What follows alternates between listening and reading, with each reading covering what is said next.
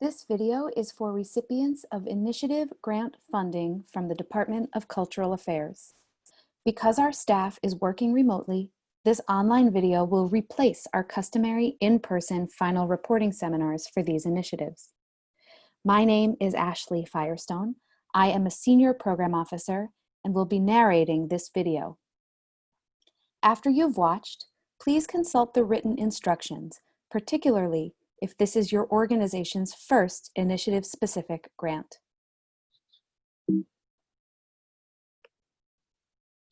This video is applicable to grantees under the 5 New York City Council initiatives and the 3 DCLA CreateNYC initiatives that were administered in FY20.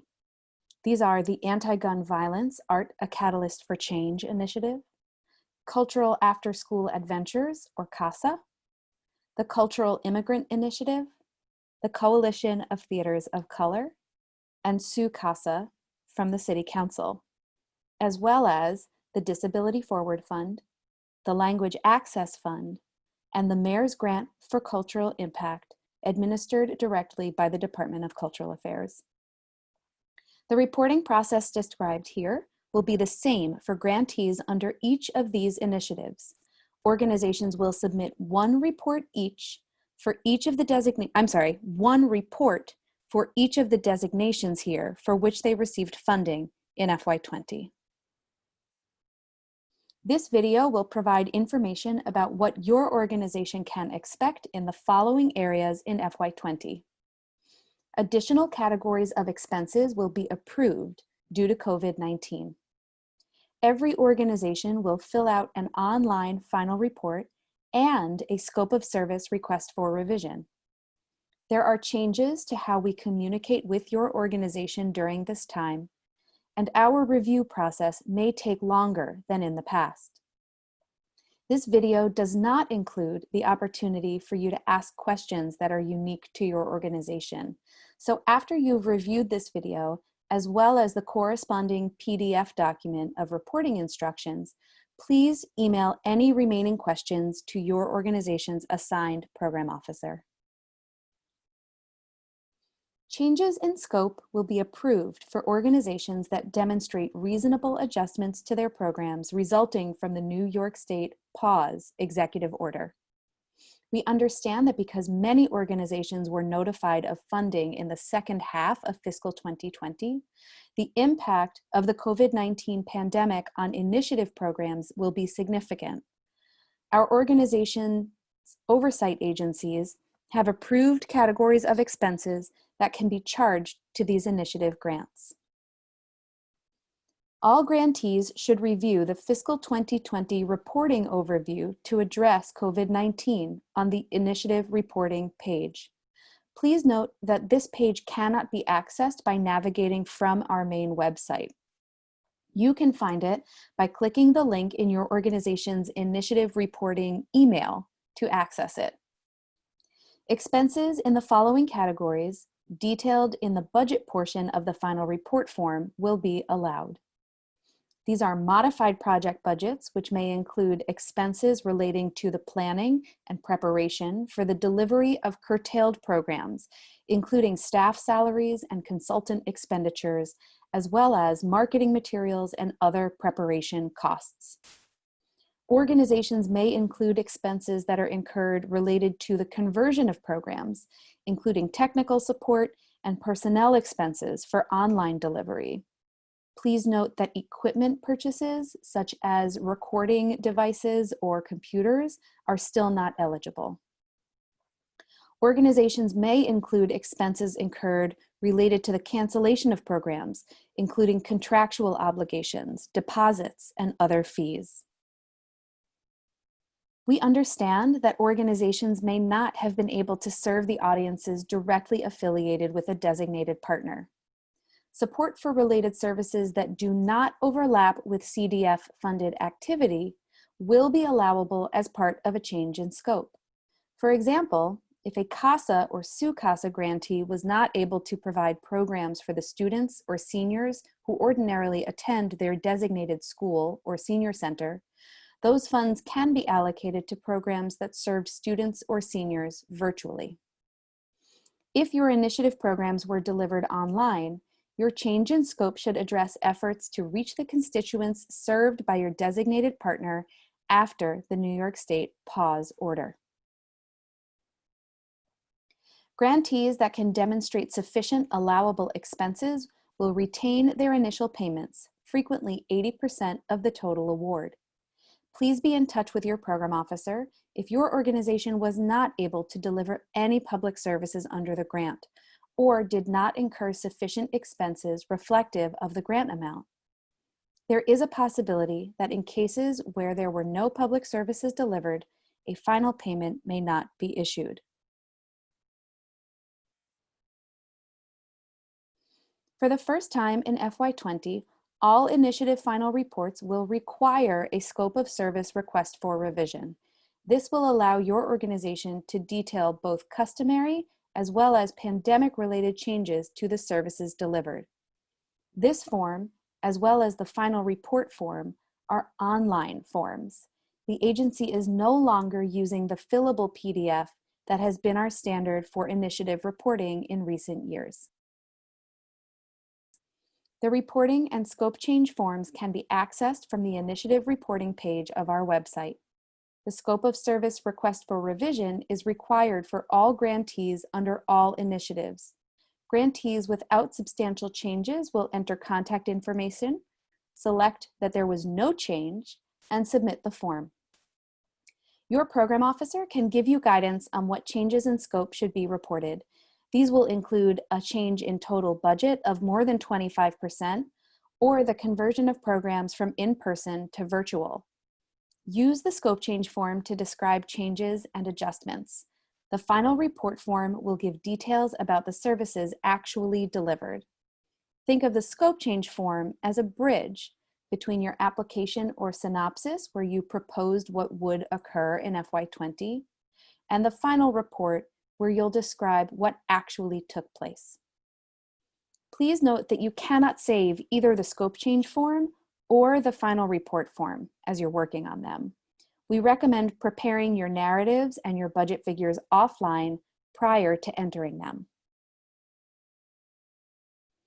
The final report asks you to provide detailed information about the funded activities as they actually occurred. Include a description of the program structure, information about the artistic disciplines in which you worked, and any culminating activities that took place. Describe who was served, what occurred, when it happened, where it took place, how many events took place, and how frequently. If you are reporting on multiple designations with this initiative, you'll need to include some overall detail on your organization's activities and highlight specific activities that may have taken part as each designation. This report requires web-based documentation of the activities that your organization completed as part of the relevant initiative. At least one link is required. You cannot upload documents in these fields. Examples of documentation your organization could submit include, but are not limited to, a page on a photo sharing site showing photos of your programming in action, a blog post with programs from a culminating exhibition, a web shared folder containing letters of support from participants, a video link to a recording of an event, or a Google Doc showing curricular materials from educational programs. Your DCLA program officer needs to be able to access the links submitted without a password or having to log in to any website. If these websites are protected, we won't be able to view your supplemental documentation. City Council initiative grantees will also upload a completed initiative designation list.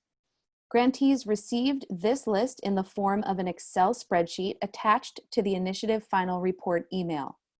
Grantees will complete the requested columns.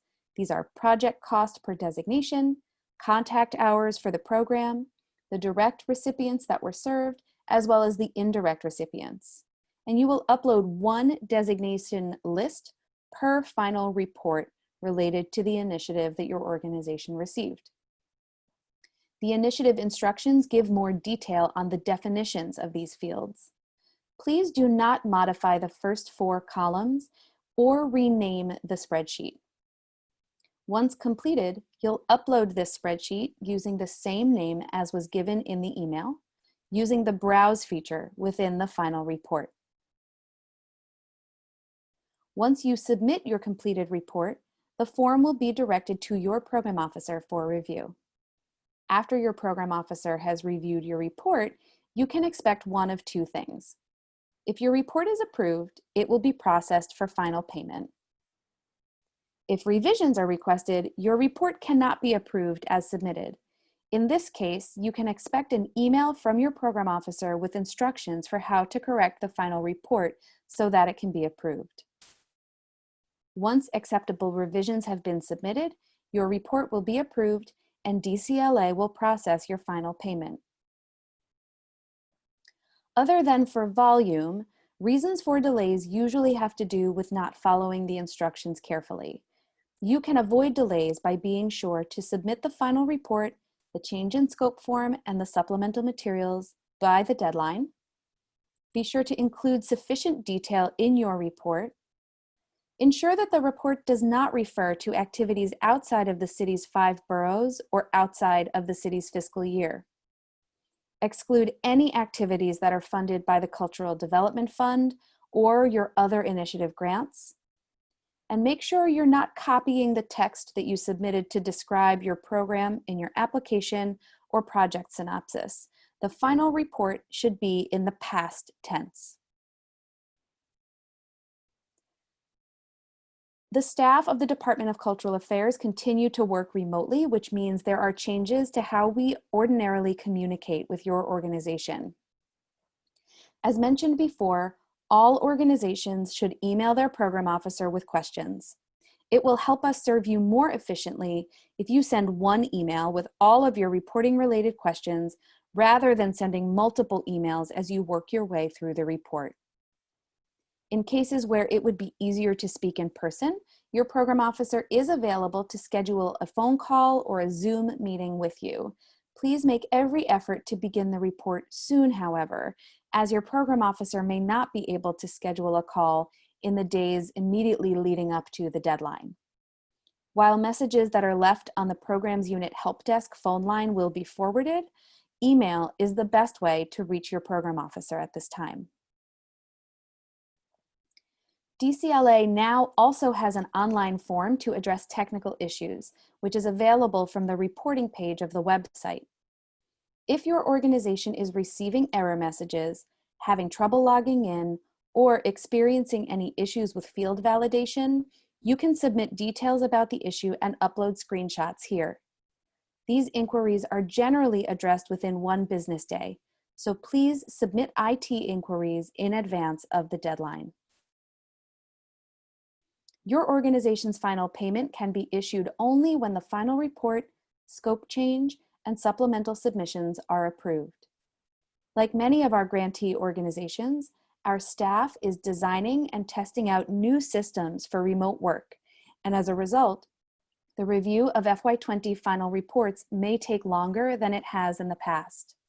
We know that you're eager to receive your final payments, and we are eager to issue them.